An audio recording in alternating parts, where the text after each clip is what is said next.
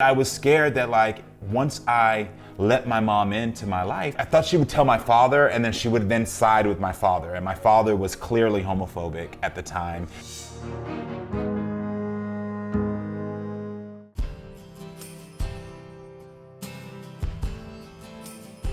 I had literally started to talk to friends and said, hey, I'm gonna be sharing some stuff with my parents tomorrow. I might need a place to stay for 2 weeks. I started also collecting some food in my backpack.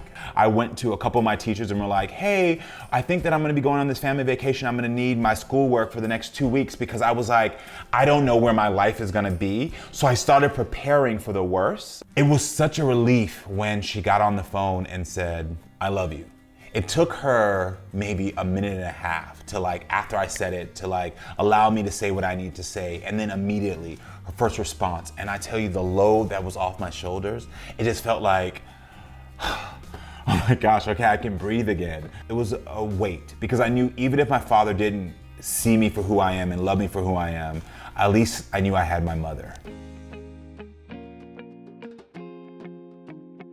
We did not talk for almost 15 years. It was rough because I went from being his champion and being the love of his life, his only son, to no more communication. He now sees me for the man I am, sees me for the father I am, sees me for how I help the world, that he started to respect me. And what I really love is he started to realize that the things that he was holding on to that told him not to love his son were all fear-based and hate-based.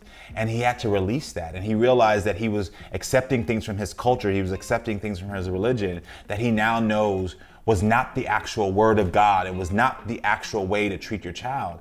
And it feels nice to know that he has now grown, and also protecting myself at the same time, saying, I'll let you in, but just know there's some boundaries. And I do that so that other LGBTQ plus people know that as you let people in, it's okay to set boundaries. The reason I don't say coming out is because I think it gives the power to the wrong person.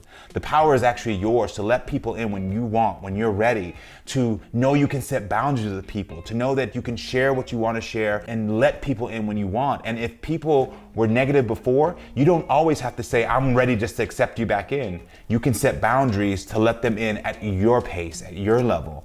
And that's okay.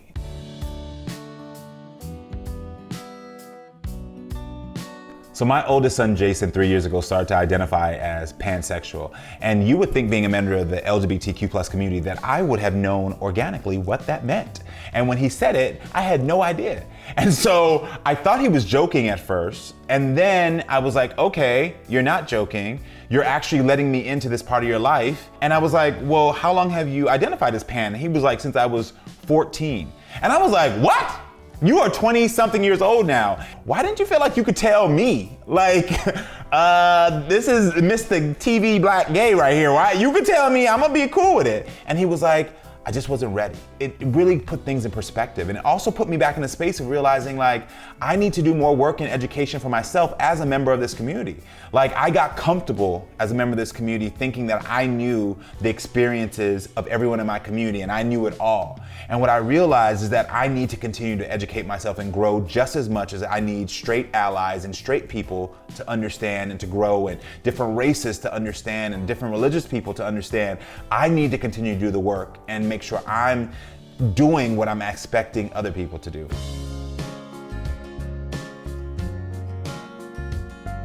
It's really important for parents to understand that everyone has a different journey. You want your children to be honest with you and share their truth and let you in, but you have to allow them to do it when they're ready and not feel as if it's some personal attack against you or how you parent. I want you to understand that you need to be patient with yourself. You have had this idea of your child, and you're going to have to go through a process of mourning what you thought or who you thought your child was, and that's okay. But through that mourning, you have to remember to love your child unconditionally.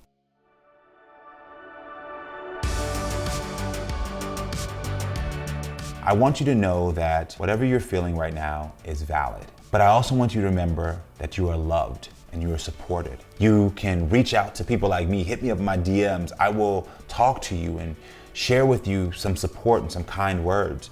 There are LGBTQ plus centers that are there to support you and help you that will also protect your identity as you're on this journey. These resources will help you to find the space and time for you to feel comfortable in letting people in.